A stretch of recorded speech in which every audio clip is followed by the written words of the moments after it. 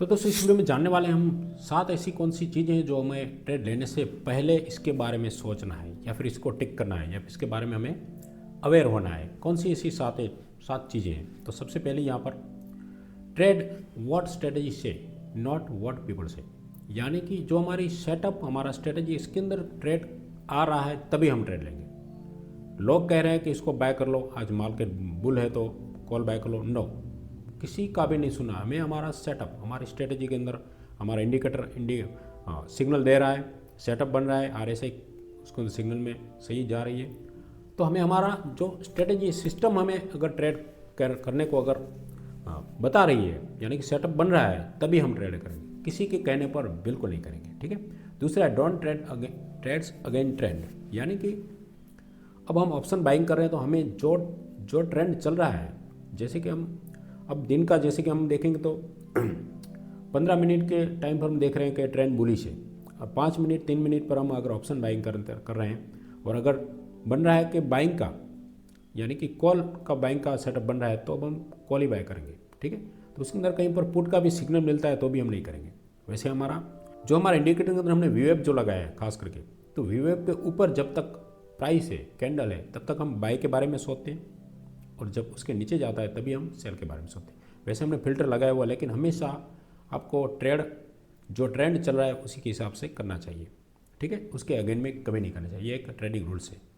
Next जो है check your emotion at the time of entering the trade.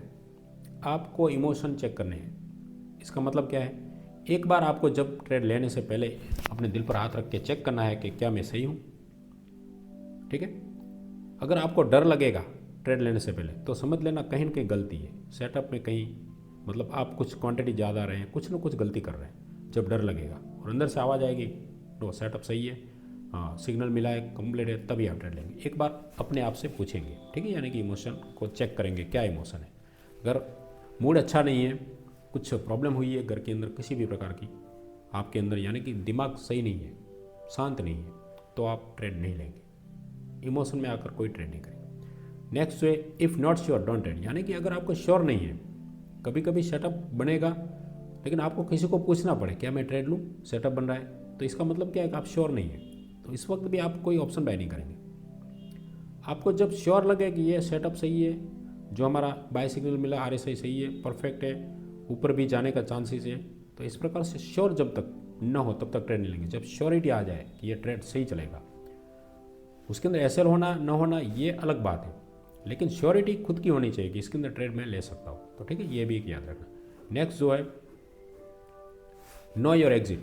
हमें trade लेने से पहले पता होना चाहिए कि ये ऑप्शन के अंदर मैं बैक कर रहा हूँ तो ये मेरा एग्जिट है, यानी कि ये टारगेट है। ठीक है।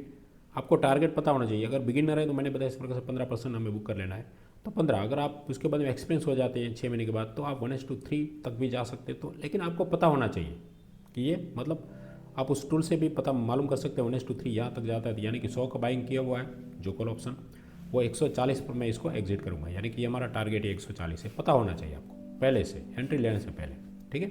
नेक्स्ट जो है नो मैक्सिमम लॉस। आपको लॉस भी पता होना चाहिए इसके अंदर की, ये कैंडल है तो इसके जो लो है उसका वो मेरा लॉस है, यानी कि वो भी पता होना चाहिए कि इसके अंदर इतने पॉइंट मेरे लॉस अगर होगा तो इतने पॉइंट ही जाएंगे। ये सब आपको पता होना चाहिए, याद रखिए। किसी भी ट्रेड लेने से पहले ऐसे ही बड़ी कैंडल घुसेगी, ये लगता है कि ये भाग जा रहा है और अब घुस गए, ऐसा नहीं।